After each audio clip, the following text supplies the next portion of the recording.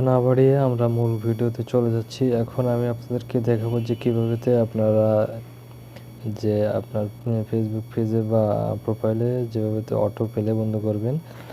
যে কোনো কিছু ভিডিও আপনার সামনে আসলে এটা চলবে না, আপনাকে ক্লিক করে দেখতে হবে। তো প্রথমত আমরা এখান থেকে ফেসবুক বা পেজের এই 3 লাইন আইকন আছে, এখানে ক্লিক করব।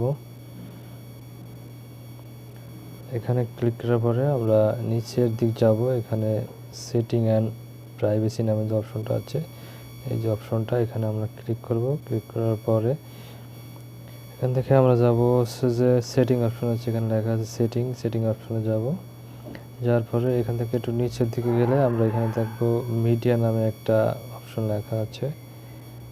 এই মিডিয়া অপশনে যাওয়ার পরে এখানে আপনারা দেখতে পাচ্ছেন যে প্রথমে যে অপশনটা আছে এটা আমরা টিকমার্ক দিয়ে রাখছি, এটা ঠিক আছে। দ্বিতীয় অপশন এখানে আছে on mobile data and wifi, এখানে টিকমার্ক আমরা দেয়নি।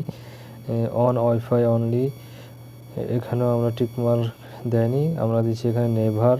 এখানে নেভার দেওয়ার কারণ হচ্ছে আপনি যখন এই যে নেভার দিচ্ছি এই টিকটা আপনাদের থাকবে।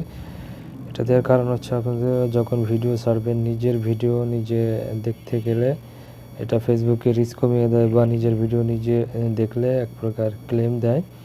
এজন্য আপনি যদি চান আপনার ভিডিওতে ভিউজ দেখবেন কিন্তু আপনার ভিডিও যাতে না চলে, এই জন্য আপনি নেভার দিয়ে রাখবেন। এখানে অনেক সময় নেভার অটো প্লে দেওয়া থাকে, এটাই আপনারা চালু করে রাখবেন। তো এইভাবে আপনারা যদি সেটিংগুলো এভাবে ঠিক করে নেন, তাহলে আপনাদের ভিডিও আপনাদের সামনে আসলেও ভিডিওগুলো যতক্ষণ না ক্লিক করেন ততক্ষণে চলবে না। তো এই ছিল আজকের ভিডিও।